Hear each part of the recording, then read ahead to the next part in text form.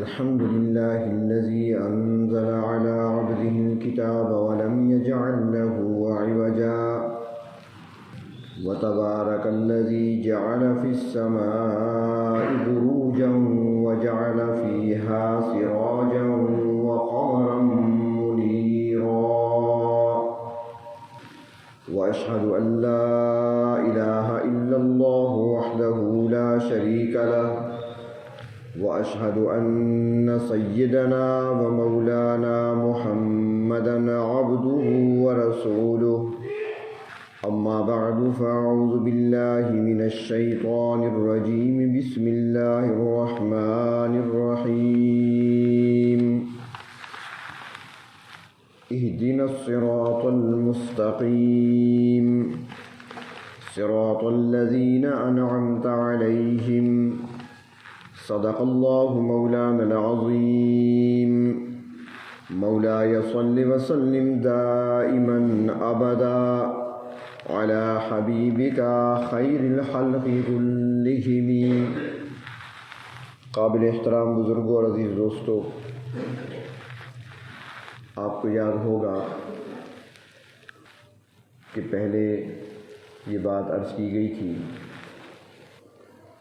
کہ electronic media کے اس دور میں جہاں بہت ساری اور برائیاں جنم لے رہی ہیں، وہاں پر مسلمانوں کے عقائد کو، مسلمانوں کے مسلک کو بگاڑنے اور نوجوانوں کو گمراہ کرنے کے مختلف حربے استعمال کیے جاتے ہیں. ان میں سے ایک بات یہ بھی کہی جاتی ہے کہ نبی اکرم صلی اللہ علیہ وسلم اللہ رب العزت کے آخری پیغمبر ہیں. آپ صلی اللہ علیہ وسلم کو اللہ تبارک و تعالی نے انبیاء علیہ السلام پر فضیلت عطا فرمائی ہے. آپ دین مکمل کر کے تشریف لے گئے ہیں. اللہ کی کتاب ہمارے پاس قرآن پاک کی صورت میں موجود ہے جو کامل کتاب ہے. اللہ کے محبوب صلی اللہ علیہ وسلم کی سنت احادیث کی صورت میں ہمارے پاس موجود ہے جس میں ہر مسئلے کا حل موجود ہے. تو جب ہمارے پاس اللہ کا کلام قرآن پاک موجود ہے، اللہ کے محبوب کا فرمان احادیث مبارکہ کی صورت میں موجود ہے، تو پھر ہمیں کسی اور کی تقلید کرنے کی کیا ضرورت ہے؟ آپ صلی اللہ علیہ وسلم کے بعد کسی اور کو امام ماننے اور امام بنانے کی کیا ضرورت ہے؟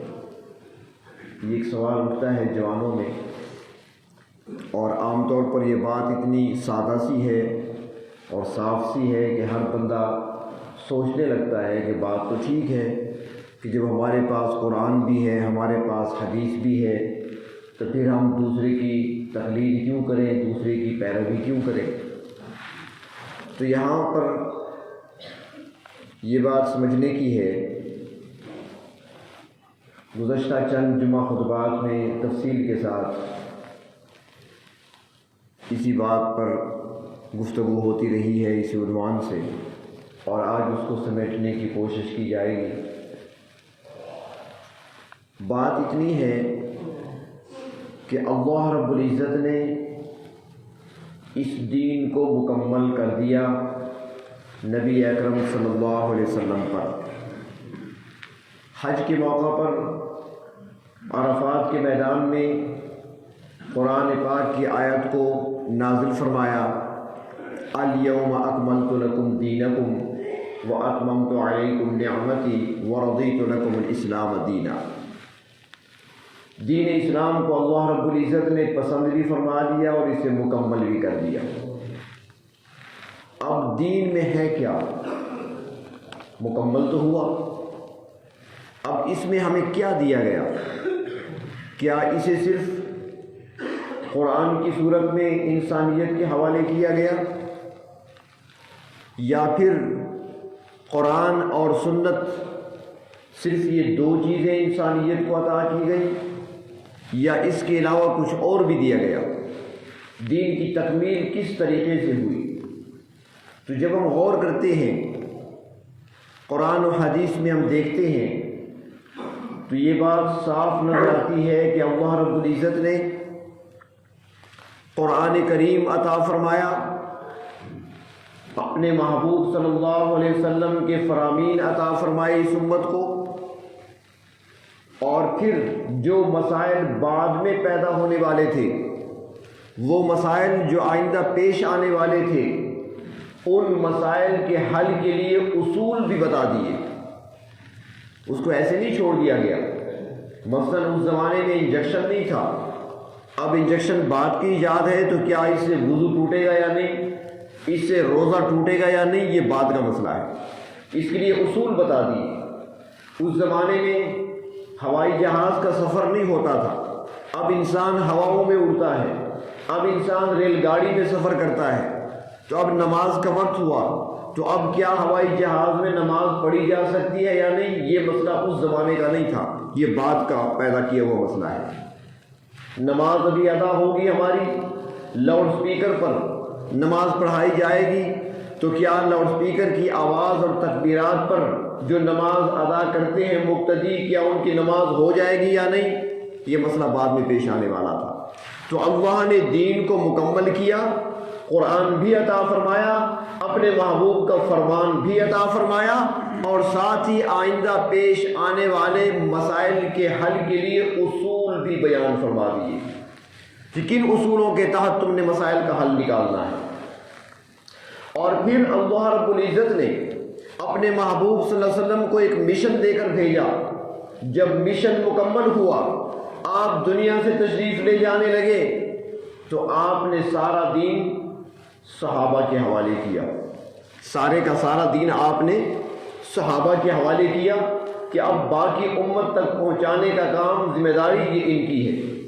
اور یہ آپ نے عرفات کے میدان میں ہی حج کے موقع پر جب یہ آیت نازل ہو رہی تھی کہ آج دین تمہارا مکمل ہو گیا، اسی موقع پر آپ نے صحابہ کرام کے اجتماع سے خطاب کرتے ہوئے فرمایا کہ جو کچھ میں لے کر آیا تھا، جو کچھ دے کر میرے اللہ نے مجھے بھیجا تھا، وہ سارا پیغام میں تم تک پہنچا چکا ہوں۔ اب تم سے پوچھتا ہوں، بتاؤ کیا میں نے پہنچایا یا نہیں پہنچایا؟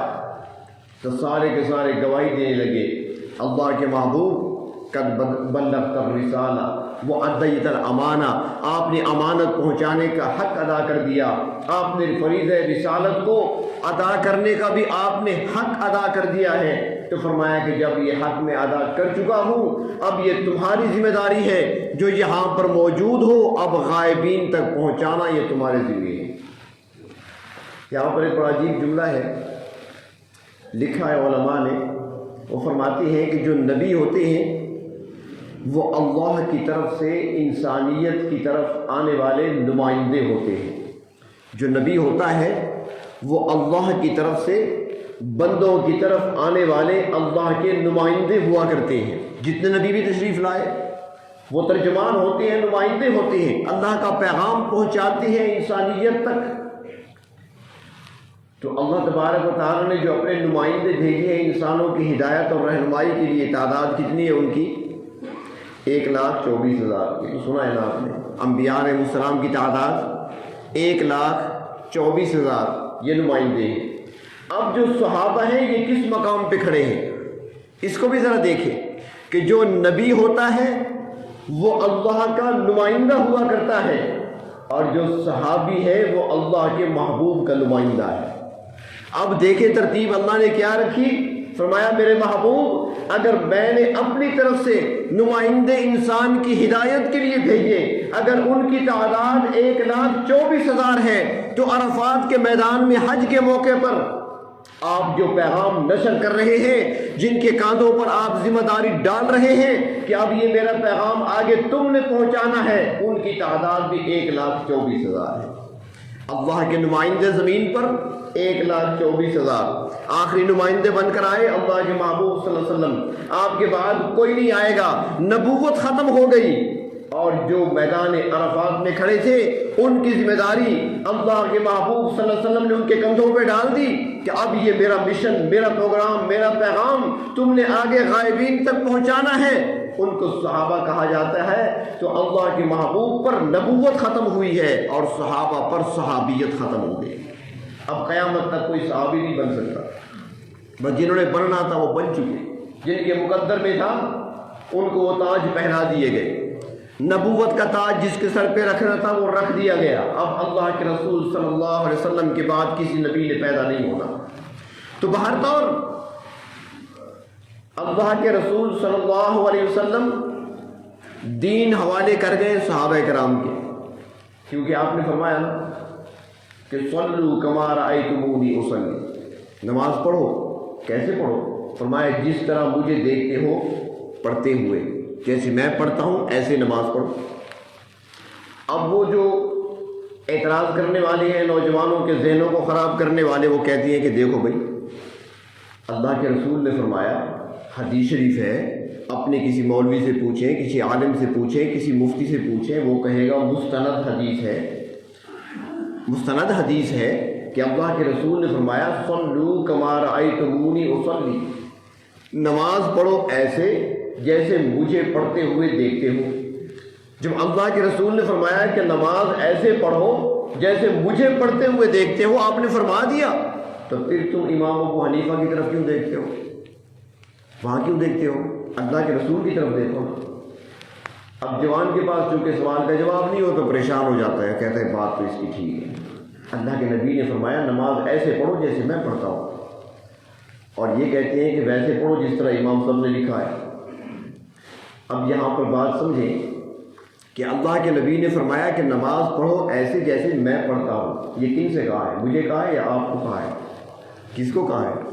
صحابہ کو کہا ہے نا، دیکھنے والے صحابہ تھے، میں اور آپ کہاں تھے اس وقت؟ ہم تو نہیں تھے وہاں پر۔ یہ جو اعتراض کر رہا ہے یہ بھی نہیں تھا، جس کتاب سے حدیث نقل کر رہا ہے وہ کتاب لکھنے والا بھی نہیں تھا، وہ حدیث کتاب کے اندر موجود نہیں تھی، کتاب لکھنے والا وہ رائٹر، وہ مصنف، وہ محدث ابھی پیدا ہی نہیں ہوا تھا۔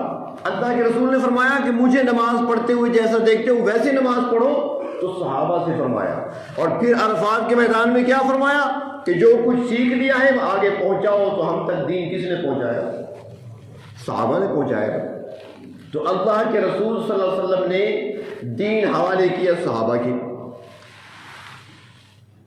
اب ائمہ جو ہیں، اب یہاں پر یہ بات بھی دیکھیں کہ اللہ کے رسول صلی اللہ علیہ وسلم کے بعد خلفاء کتنے ہیں؟ خلفاء راشدین 4 ہیں، ابو بکر، عمر، عثمان، علی رضی اللہ تعالی عنہ، 4 خلفاء ہیں جن کو خلفاء راشدین کہا جاتا ہے، اور امام بھی 4 ہیں۔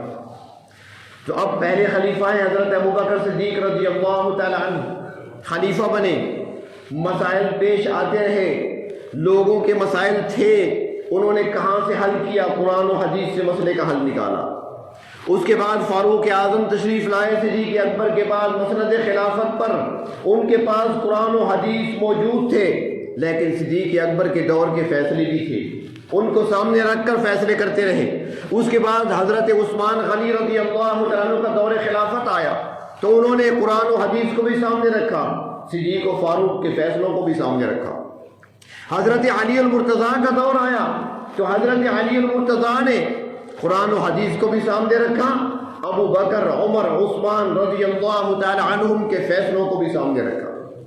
اس کے بعد امام اعظم ابو حنیفہ تشریف لائے، انہوں نے قرآن و حدیث کو بھی سامنے رکھا اور خلفائے راشدین کے فیصلوں کو بھی سامنے رکھا۔ اسی میں ایک فقہ مرتب ہوئی ہے۔ فقہ کیا ہے؟ اپنی طرف سے تو مسائل نہیں نکالے گئے، وہی قرآن، میں نے پہلے عرض کیا نا کہ قرآن بھی ہمارے پاس ہے اور یہ دین مکمل ہے اسلام، ورنہ اس سے پہلے اللہ کی کتاب تورات بھی تو موجود ہے، انجیل بھی تھی، اس زمانے میں بھی تھی، آج بھی ہے، لیکن تورات کو مکمل کتاب نہیں کہا گیا، انجیل کو مکمل کتاب نہیں کہا گیا۔ تورات نازل کر کے اللہ نے نہیں فرمایا کہ دین مکمل ہو گیا، انجیل نازل کر کے اللہ نے نہیں فرمایا کہ دین مکمل ہو گیا۔ کیوں؟ اس لیے کہ تورات والوں کے پاس تورات تو ہے، لیکن صاحب تورات کی زندگی موجود نہیں ہے۔ حضرت موسیٰ علیہ السلام کے فرامین ان کے پاس موجود نہیں ہے، تورات کے الفاظ تو ہیں لیکن آگے اس کی شرح اور تشریح موجود نہیں ہے۔ انجیل والوں کے پاس انجیل تو ہے لیکن عیسیٰ علیہ السلام کی تشریح ان کے پاس موجود نہیں ہے. ہمارے پاس تو قرآن بھی اللہ کی کتاب محفوظ موجود ہے، اور پھر اس کتاب کی تشریح اللہ کے رسول صلی اللہ علیہ وسلم کی احادیث مبارکہ کی صورت میں وہ بھی موجود ہے ہمارے پاس. تو پھر اس کے بعد اصول بتا دیے کہ مسائل جو پیش آئیں گے ان کو کس طریقے سے حل کرنا ہے. خلفائے راشدین کے بعد امام اعظم دنیا میں تشریف لائے. وہ ہمارے ایک بزرگ بڑے اچھی مثال دے رہے تھے، فرما رہے تھے کہ لوگ اعتراض کرتے ہیں کہ اگر امام اعظم نے فقہ ترتیب دینی تھی، اگر مکہ میں ہوتے تب بھی بات مان لی جاتی، مدینہ میں ہوتے تب بھی بات مان لی جاتی. یہ تو کوفہ میں رہتے ہیں، کوفہ میں پیدا ہوئے، کوفہ میں تعلیم حاصل کی، کوفہ میں وفات پائی ہے، مزار بھی کوفہ میں، سب کچھ یہاں پہ ہے. تو مکہ میں ہوتے یا مدینہ میں ہوتے تو بات مان لی جاتی. تو بات کو سمجھا جائے، سمجھنے میں غلطی لگتی ہے، اور وہ یہ ہے کہ حضرت ابوبکر صدیق رضی اللہ تعالیٰ عنہ خلیفہ بنے اللہ کے رسول صلی اللہ علیہ وسلم کی وفات کے بعد، تو مرکز کہاں بنا؟ مدینے کو بنایا. حضرت فاروق اعظم مسند خلافت پر تشریف لائے تو مرکز مدینے کو بنایا. حضرت عثمان غنی تشریف لائے، انہوں نے 12 سال حکومت کی، مرکز انہوں نے مدینے کو ہی بنائے رکھا. چوتھے نمبر پر حضرت علی المرتضیٰ رضی اللہ تعالیٰ عنہ تشریف لائے، جب مسند خلافت پر انہوں نے مرکز مدینے کو بنایا نہیں، انہوں نے مرکز کوفے کو بنایا تھا. اور یہ کوفہ پہلے میں عرض کر چکا ہوں، یہ عام شہر نہیں ہے، یہ وہ شہر ہے جس کے آباد کرنے کا حکم امیر المومنین حضرت فاروق اعظم نے دیا تھا، اور اس شہر کی بنیادیں حضرت سعد بن ابی وقاص نے رکھی تھی. یہ وہ شہر ہے. تو اس شہر کو مرکز بنایا حضرت علی المرتضیٰ نے. اب حضرت علی کے بعد جو امام آتا، اگر وہ مکے سے آتا، مدینے سے آتا، تو پھر ترتیب نہ بنتی. چونکہ حضرت علی کوفہ میں تھے، جب ان کی شہادت ہوئی اس کے بعد امام اعظم اٹھتے ہیں تو کوفے سے اٹھتے ہیں، کیونکہ علی المرتضیٰ کا علم بھی ان کے پاس ہے، اور وہ علم ان کو کوفے سے ملتا، تو وہ کوفے میں تھے تو وہ حاصل کر چکے ہیں. امام اعظم ابو حنیفہ رحمۃ اللہ علیہ، ان کی ذہانت کے بارے میں، فقاہت کے بارے میں گزشتہ جمعہ خطبات میں عرض کیا جا چکا ہے. بات تو اتنی بات ہے کہ انہوں نے خواب دیکھا، ایک خواب دیکھا اور پریشان ہو گئے. خواب کیا دیکھا؟ خواب دیکھتے ہیں کہ روضہ انور پر حاضری ہوتی ہے، وہاں پر دیکھتے ہیں کہ حضور اکرم صلی اللہ علیہ وسلم کے جسم مبارک کے اعضاء بکھرے ہوئے پڑے ہیں. خواب دیکھا، اعضاء مبارک آپ کے بکھرے ہوئے پڑے ہیں. پریشان ہو گئے، اس کا کیا مطلب ہے؟ اللہ کے نبی تو اپنی قبروں میں زندہ ہوا کرتے ہیں، اللہ کے نبی تو وجود ان کے سلامت ہوا کرتی ہیں، ان کا جسم بھی محفوظ ہوا کرتا ہے، ان کو زندگی حاصل ہوتی ہے. میں نے خواب میں کیا دیکھا؟ پریشان ہو گئے. تو انہوں نے ایک بندے کو بھیجا. اس زمانے میں خوابوں کی تعبیر دینے والے بہت بڑے معبر علامہ ابن سیرین رحمۃ اللہ علیہ کا دور تھا، وہ زندہ تھے. تو انہوں نے ایک بندے کو بھیجا کہ علامہ ابن سیرین رحمۃ اللہ علیہ کے پاس جاؤ، جا کر یہ خواب سناؤ، لیکن اسے میرا نہیں بتانا، یہ نہیں بتانا کس نے دیکھا ہے، بس خواب ہے، کسی نے دیکھا ہے، تعبیر پوچھو. چنانچہ وہ شخص گیا امام ابن سیرین رحمۃ اللہ علیہ کے پاس اور کہنے لگا حضرت کسی نے خواب دیکھا ہے، تعبیر چاہیے. فرمایا خواب کیا ہے؟ تو اس نے خواب سنایا. جب اس نے خواب سنایا تو علامہ ابن سیرین فرمانے لگے کہ خواب کس نے دیکھا ہے؟ اس شخص نے کہا کہ حضرت دیکھنے والے نے منع فرمایا ہے. علامہ ابن سیرین مسکرانے لگے، کہنے لگے تم نہ بتاؤ، یہ خواب ابو حنیفہ کے علاوہ کوئی دیکھ ہی نہیں سکتا، تم نہ بتاؤ. تو اس نے کہا واقعی انہوں نے دیکھا ہے. اس کی تعبیر کیا ہے؟ وہ تو بڑے پریشان ہیں. فرمایا تعبیر یہ ہے کہ اللہ کے رسول صلی اللہ علیہ وسلم کا بکھرا ہوا دین وہ یکجا کرے گا. اللہ تعالیٰ اسے دین کو اکٹھا کرنے کی، جمع کرنے کی خدمت لیں گے اللہ تبارک و تعالیٰ. تو اللہ کے محبوب صلی اللہ علیہ وسلم جو اپنے فرامین چھوڑ گئے، صحابہ کے دور میں ان کے پاس تو تھی، لیکن امام اعظم ابو حنیفہ رحمۃ اللہ علیہ نے ان مسائل، سب مسائل کو یکجا کیا ہے. آپ قرآن پاک کو دیکھیں، آپ حدیث شریف کو دیکھیں، آپ کو مسائل سارے اکٹھے ترتیب سے نہیں ملیں گے.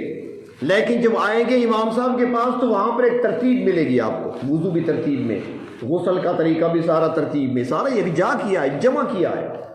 اور کچھ مسائل ایسے کہ جن مسائل میں اختلاف بھی ہو سکتا تھا، کچھ مسائل ایسے بھی تھے جس کو سمجھنے میں کچھ لوگ غلطی کر رہے تھے، تو اس کا حل بھی نکالا۔ لیکن یہاں پر یہ بھی عرض کروں کہ امام ابو حنیفہ رحمۃ اللہ علیہ نے یہ سارے مسائل خود ہی اکٹھے نہیں کیے، بلکہ اس کے لیے انہوں نے ایک جماعت تشکیل دی تھی، علماء کی کمیٹی تھی، اور اس میں جید وقت کے علماء تھے، امام ظفر تھے، امام محمد تھے، قاضی ابو یوسف تھے، بڑی بڑی شخصیات تھیں اس کے اندر، اور مسئلہ ان کے سامنے رکھتے کہ آؤ بھائی اس پر تحقیق کرو۔ اب وہ سارے علماء بیٹھ کر اس پر بحث کیا کرتے تھے، اور آخر میں امام صاحب خود تقریر کیا کرتے تھے، اور پھر جو مسئلہ پوری کمیٹی میں پاس ہو جاتا اس کو لکھ لیا جاتا تھا۔ یہ نہیں کہ اپنی طرف سے رات کو بیٹھ گیا کتاب لکھ دی اور لوگوں کے سامنے رکھ دیا میں نے کتاب لکھی ہے، مسائل لکھ دیے ہیں، ایسے نہیں ہے، ایک ایک مسئلے پر تحقیق ہوئی ہے۔ اور ان کی تحقیق ایسے، اس کی ایک مثال عرض کرتا ہوں۔ قرآن پاک میں اللہ تبارک و تعالی بچے کے دودھ پلانے کی، ماں جو بچے کو دودھ پلاتی ہے اس کا تذکرہ فرماتے ہیں قرآن حکیم میں، کہ بچہ جب چھوٹا ہو تو ماں اس کو دودھ پلائے گی تو وہ کتنا عرصہ دودھ پلائے گی، اس کا ذکر آیا قرآن پاک میں۔ تو وہاں پر اللہ تعالیٰ نے فرمایا کہ حولین کاملین، 2 مکمل سال، 2 سال دودھ پلائے گی۔ اب سب کا فتویٰ اسی پر، امام اعظم نے قرآن کو دیکھا، یہاں پر تو مل گیا حولین کاملین 2 سال، دوسری جگہ پہ دیکھا تو اسی قرآن پاک میں دوسری جگہ پہ لکھا ہے، وہاں پہ اللہ تعالیٰ فرماتے ہیں کہ حملتہ امہ کرہا ووضعتہ کرہا، ماں کی مشقتیں بیان ہو رہی ہیں، ماں نے جو تکلیفیں اٹھائی ہیں اس کو اللہ تعالیٰ بیان فرماتے ہیں کہ اپنے والدین کا ادب و احترام کیا کرو، ماں وہ ہے جس نے تکلیفیں اٹھائی ہیں، کتنی مشقتیں اٹھائی ہیں تمہاری پیدائش سے قبل، کہ اس نے پہلے تمہیں اپنے پیٹ میں اٹھایا، حملتہ امہ کرہا، اپنے پیٹ میں اٹھایا، پیٹ میں اٹھانے کی مشقت برداشت کی ہے، اور پھر اس کے بعد وضعتہ کرہا، تمہاری پیدائش کی تکلیف بھی اس نے اٹھائی ہے۔ بڑا مشکل وقت ہوتا ہے، جان جانے کا خطرہ ہوتا ہے، زندگی اور موت کی کشمکش میں ہوتی ہے خاتون اس وقت، تو فرمایا کہ وہ تکلیف، وہ مشقت بھی عورت نے اٹھائی ہے اپنے بچے کے خاطر۔ اور پھر آگے فرمایا کہ وَحَمْلُهُ وَفِصَالُهُ 30 شهرا،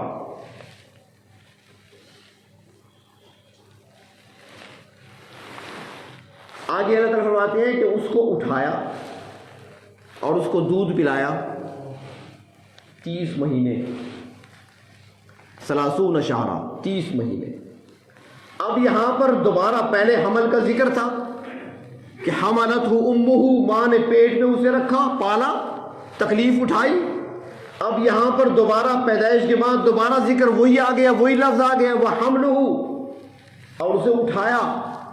تو کیا اس حمل سے مراد دوبارہ پیٹ میں، پہلے بھی پیٹ میں اٹھانے کا ذکر، یہاں بھی پیٹ میں اٹھانے کا ذکر؟ فرماتی ہیں امام صاحب کہ نہیں، پیٹ میں اٹھانے کی تکلیف پہلے گزر چکی ہے، اب یہاں پر حمل سے مراد اٹھانا ہے، کہ جب پیدا ہوا اسے گود میں اٹھایا، اسے گود میں لیا، وفصالہ، اور دودھ پلاتی رہی 30 شهرا، 30 مہینے تک، اور 30 مہینے 2.5 سال بنتے ہیں۔ تو اب انہوں نے مسئلے کو ایسا جمع کیا کہ وہاں پر ذکر ہے 2 سال کا، حولین کاملین، 2 سال، بچے کی مدت رضاعت کتنی ہے؟ 2 سال، دودھ پلائے گی ماں کتنے عرصہ؟ 2 سال تک۔ لیکن ایک دوسری صورت بھی پیدا ہو جاتی ہے، اور وہ صورت کیا ہے کہ ماں نے اپنے بچے کے علاوہ کسی اور کے بچے کو دودھ پلا دیا۔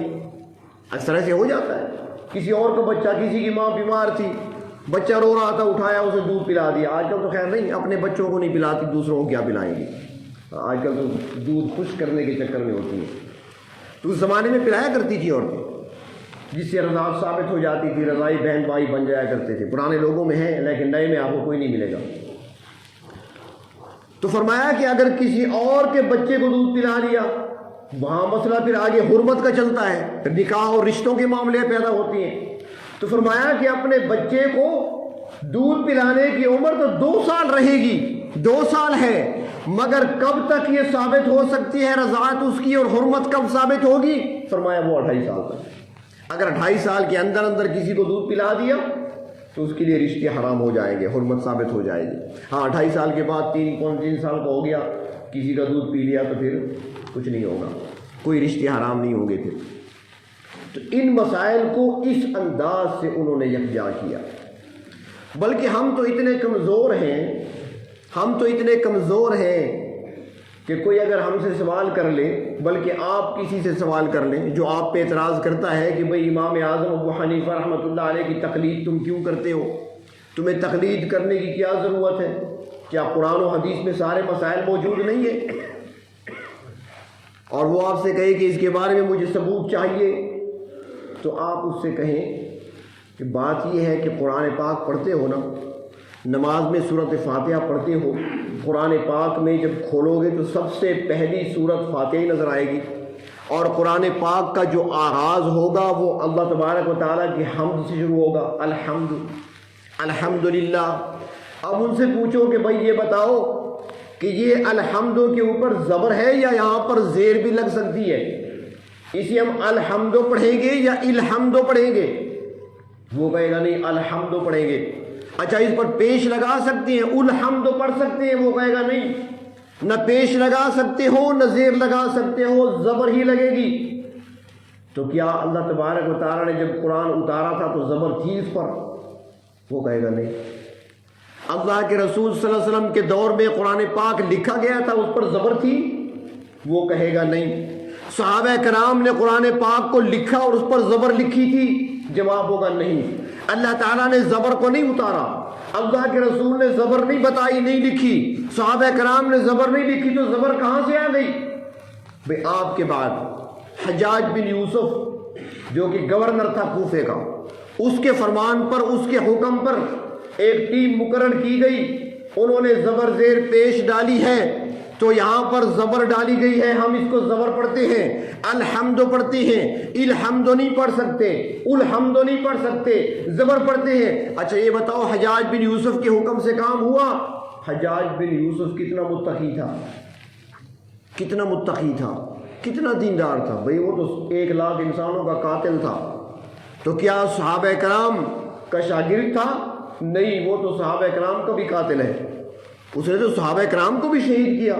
بھئی ایک صحابہ کرام کو شہید کرنے والا صحابہ کا قاتل، 1 لاکھ انسانوں کا قاتل، اور اس نے جہاں پر زبر ڈالی ہے تو وہاں تو تم تقلید اس کی کر رہے ہو، اور وہ امام اعظم جو 40 سال تک عشاء کے وضو سے صبح کی نماز پڑھتا ہے، اس کی تقلید پر تم اعتراض کرتے ہو؟ حجاج بن یوسف کی تقلید تمہارے لیے جائز ہے، اور اس شخصیت کی تقلید جائز نہیں ہے تمہارے لیے جو ساری رات مصلی پہ کھڑا ہوتا تھا، جو الحمد سے شروع کرتا تھا والناس پہ مکمل کر کے رکوع کیا کرتا تھا۔ تو ہمارے لیے تقلید ضروری ہے، ہم اس کے بغیر تو ہم الحمد کے زبر زیر پیش بھی نہیں دیکھ سکتے، ہمیں تو اس کی بھی سمجھ نہیں آئے گی، وہاں بھی ہم تقلید کریں گے۔ اور اللہ تبارک و تعالیٰ نے اسی لیے یہ جملے ہمیں عطا فرمائے ہیں، اور ہر نماز میں ہم پڑھتے اور کہتے ہیں، کبھی سوچا نہیں ہے، ہر نماز میں ہم ہاتھ باندھ کر سر جھکا کے کھڑے ہوتے ہیں، رب تعالیٰ کی بارگاہ میں ہم درخواست کرتے ہیں، اہدنا الصراط المستقیم، اے پروردگار ہمیں سیدھے راستے پر چلانا۔ اللہ ہم اکیلے نہیں چل سکتے، اکیلے خود کیسے راستہ تلاش کریں گے؟ ہم قرآن و حدیث کے مسائل کو ہم خود کیسے سمجھیں گے؟ ہم تو نہیں سمجھ سکتے، ہم کورے ہیں۔ صراط الذین انعمت علیہم، انعام یافتہ لوگ جو چل رہے ہیں، اللہ ہمیں ان کے پیچھے پیچھے چلا دے، اسی کا نام تو تقلید ہے۔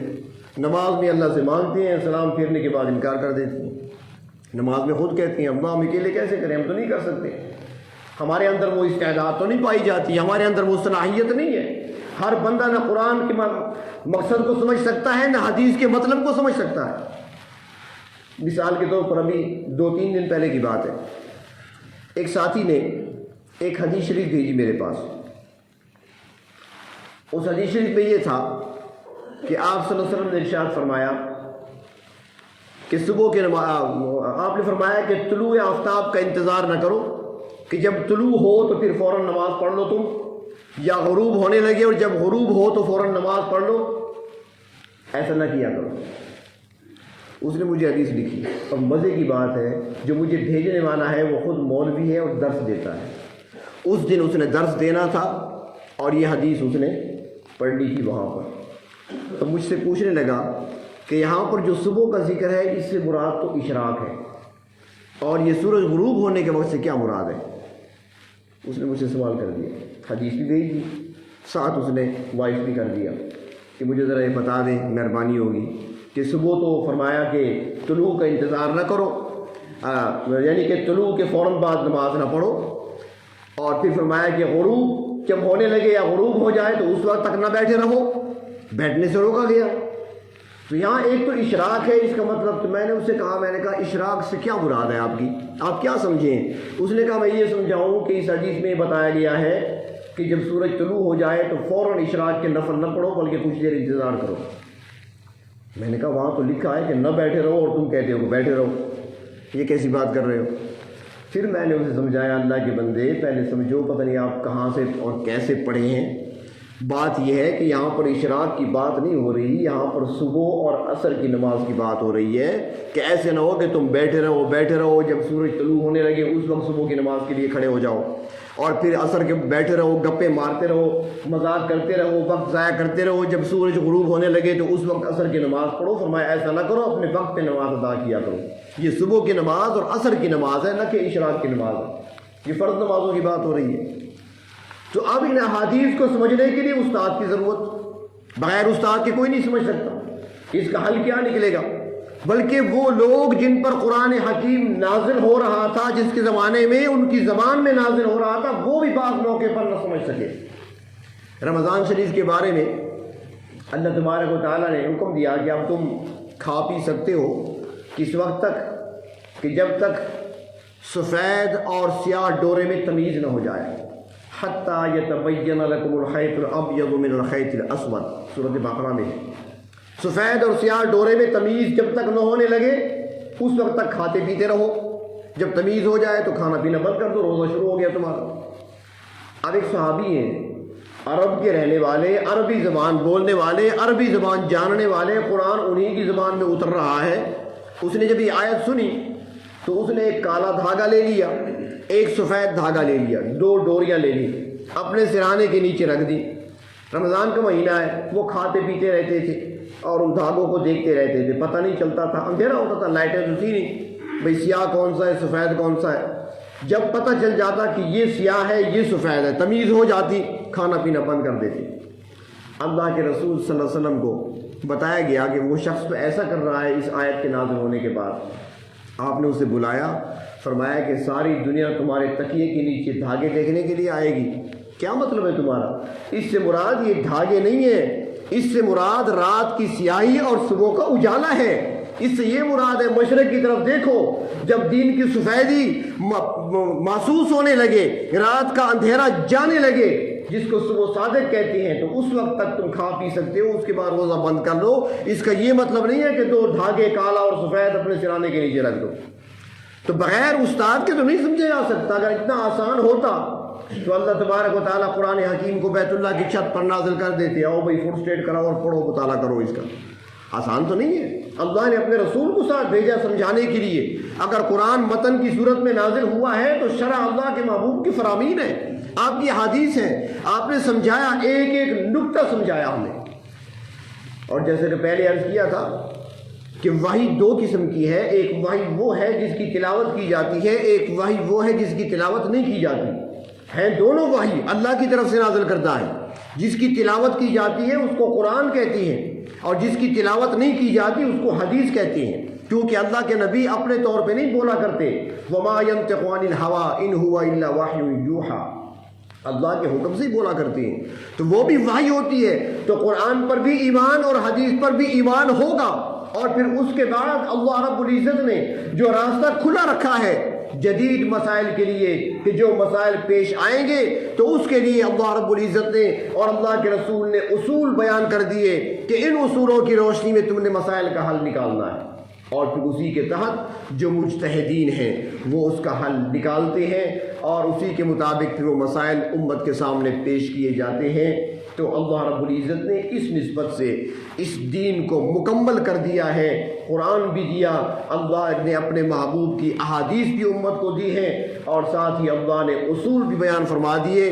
یہ نہ تورات والوں کو نعمت ملی ہے، نہ انجیل والوں کو ملی ہے، یہ نعمت صرف اور صرف اہل اسلام کو اللہ رب العزت نے عطا فرمائی ہے۔ تو اس لیے اس قسم کے سوالات جو آیا کرتے ہیں اکثر الیکٹرانک میڈیا پر، کوشش کیا کریں۔ پہلی بات تو یہ ہے، کئی مرتبہ عرض کر چکا ہوں کہ حدیث شریف میں منع کیا گیا تھا کہ جب اس قسم کے حالات پیدا ہونے لگے، جب فتنے عام ہونے لگے، تو فرمایا کہ ان کا تماشا بھی نہ کرنا، ان کا تماشا نہ کرنا۔ اب تماشا کرنے جانا تو کوئی نہیں پڑتا، اپنی جیب میں ہی ہے، موبائل کے اندر ہی سب کچھ آ رہا ہے، تو ان کو دیکھا بھی نہ کریں، ان کا تماشا نہ کیا کریں۔ اور جو تماشا دیکھنے کے لیے جاتا ہے نا، تو پھر گمراہی تو یقینی ہے، پھر وہ گیا، دماغ اس کا ہل جاتا ہے، پھر عقیدہ بھی خطرے میں پڑ جاتا ہے، ایمان بھی خطرے میں پڑ جاتا ہے۔ اس لیے بہت کوشش کریں، اپنے آپ کو بچائیں، علماء کے ساتھ وابستہ رہیں، ان کے ساتھ تعلق جوڑے رکھیں۔ جس طرح وبائیں آتی ہیں، بیماریاں آتی ہیں، تو انسان چاہتا ہے کسی اچھے ماہر ڈاکٹر کے ساتھ میرا تعلق مضبوط ہونا چاہیے تاکہ بوقت ضرورت میرے کام آ سکے۔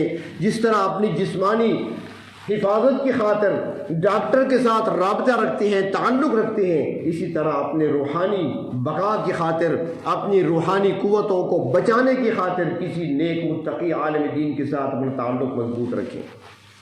حالانکہ رکھیں ایک کے ساتھ، جگہ جگہ نہیں۔ یہ جو ہرجائی ہوتی ہے نا، یہ بھی نقصان میں پڑ جاتے ہیں، کبھی ایک جگہ، کبھی دوسری جگہ، کبھی تیسری جگہ۔ بس اعتماد کریں، لیکن اتنی بات ضرور ہے کہ جس سے بھی تعلق رکھیں اس کو انسان سمجھیں، اسے انسانیت سے بالا چیز نہ سمجھیں، اس کو سمجھیں انسان۔ تو پھر تو آپ چل سکتے ہیں ان کے ساتھ۔ اگر آپ بھی اس طریقے سے جس طرح سابقہ انبیاء علیہ السلام کے ساتھ لوگوں نے مذاق کیا کہ یہ کیسے نبی ہیں، ہماری طرح کھاتے ہیں پیتے ہیں، بازاروں میں چلتی ہیں، نبی ایسے نہیں ہونے چاہیے، تو ان کا عقیدہ بھی بگڑا۔ اور آج بھی جو سوچتے ہیں کہ ایک عالم کو ایسا نہیں ہونا چاہیے، ان کا اپنا ایک تصور ہوتا ہے نا ذہن میں۔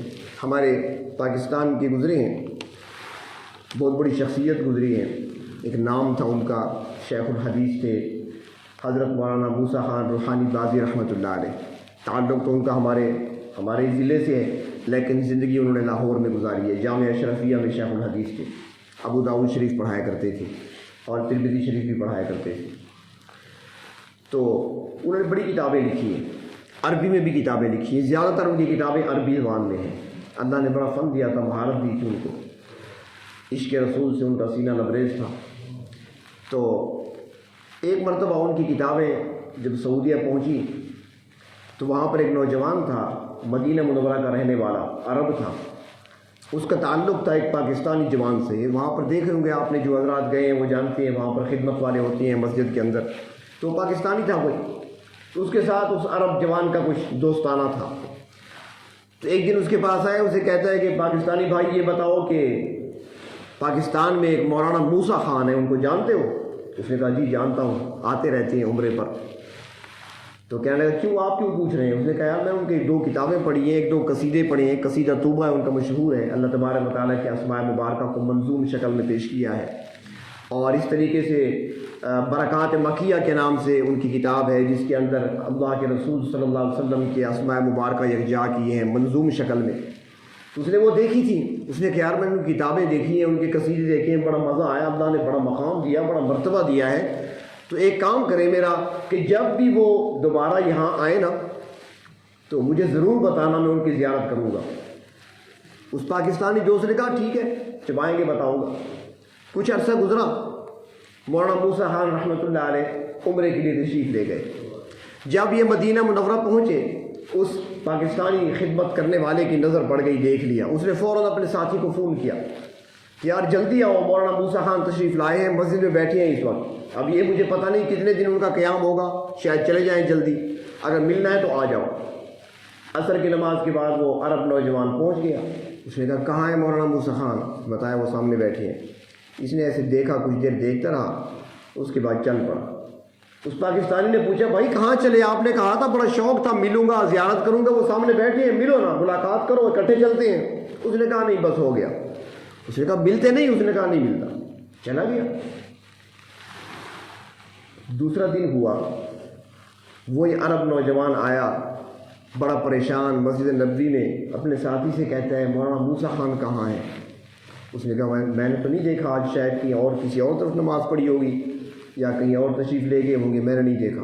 ایک سے پوچھتا، دوسرے سے پوچھتا، آخر پتہ چلا کہ ان کی دعوت ہے کسی وہاں پر شیخ کے ہاں، وہاں کھانے پہ گئے ہوئے ہیں عشاء کے بعد۔ یہ نوجوان وہاں پہنچ گیا، وہاں اندر داخل ہوا، اب کمرے میں بیٹھے ہیں مولانا موسیٰ خان رحمۃ اللہ علیہ بھی بیٹھے ہیں اور ساتھ میزبان بھی بیٹھے ہیں، کچھ اور مہمان علماء بھی بیٹھے ہیں۔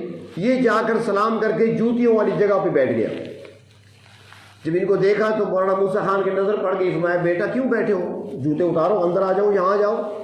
جب اجازت ملی تو اس نے جوتے اتارے اور گیا اور سیدھا مولانا موسیٰ خان کے قدموں میں اپنا سر رکھ دیا، زار و قطار رو رہا ہے۔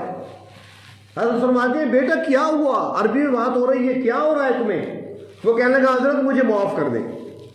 فرمایا میں تو جانتا ہی نہیں ہوں آپ کو، کون سی غلطی ہوئی آپ سے، کس چیز کی معافی ہو؟ کہتے ہیں بس مجھے معاف کر دیں۔ فرمایا مجھے پوری بات بتاؤ۔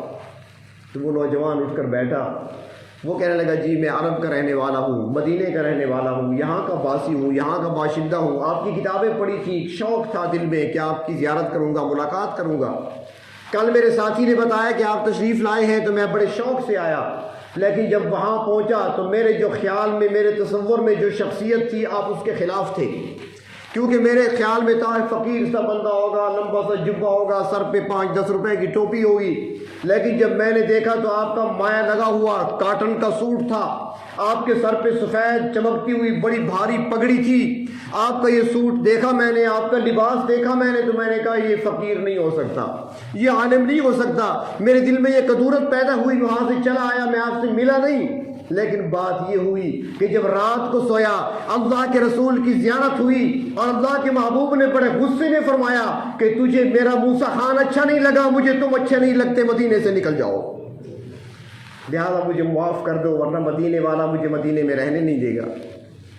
تو اللہ رب العزت نے ولایت کو اپنے بندوں میں چھپا رکھا ہے۔ ہر بندے کا احترام کیا کرو، اکرام کیا کرو، کوئی نہیں جانتا کس کا تعلق اللہ کے ساتھ کتنا ہے۔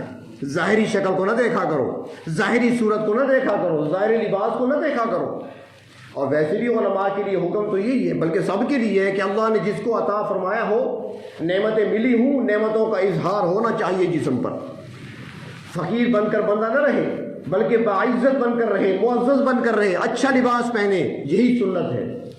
امام مالک رحمۃ اللہ علیہ، جن کا تذکرہ انشاءاللہ آئندہ جمعہ ہوگا، اللہ رب العزت نے مقام دیا، مرتبہ دیا، علمی شخصیت ہے، 4 ائمہ میں سے ایک بڑے امام وہ بھی ہیں امام مالک رحمۃ اللہ علیہ، مدینہ میں رہنے والے، مسجد نبوی میں درس دینے والے۔ اللہ نے دیا تھا تو ان کا روزانہ کا سوٹ نیا ہوتا تھا، صبح سوٹ پہنتے تھے، شام کو خیرات کر دیتے تھے، اگلے دن پھر نیا پہننا ہے۔ جس کو اللہ نے دیا ہو تو اظہار ہونا چاہیے، وہ اپنی نعمتوں کا اظہار اسے کرنا چاہیے، اور علماء کو تو خاص طور پہ کرنا چاہیے۔ یہ جالی والی ٹوپیاں اور یہ 5-10 روپے والی سر پہ رکھ کر بازار گشت پہ نکل جانا، یہ کسی عالم کی شان نہیں ہے۔ علماء کو چاہیے کہ اپنے سر پہ دستار رکھیں، اور دستار کم از کم جوتوں سے قیمتی ہونی چاہیے۔ پاؤں میں اگر 1000 روپے کا جوتا ہے اور سر پر 20-25 روپے کی ٹوپی ہو تو مناسب نہیں ہے۔ اگر 1000 کا جوتا ہے تو 2000 کی پگڑی ہونی چاہیے سر پر۔ سر باعزت چیز ہے، تو اللہ رب العزت نے جن کو نوازا ہے وہ نعمتوں کا اظہار کریں، اور یہ بھی شکر کا ایک طریقہ ہے۔ اللہ تبارک و تعالیٰ اپنی نعمتوں کی قدردانی نصیب فرمائے، ناشکری اور ناقدری سے ہماری حفاظت فرمائے۔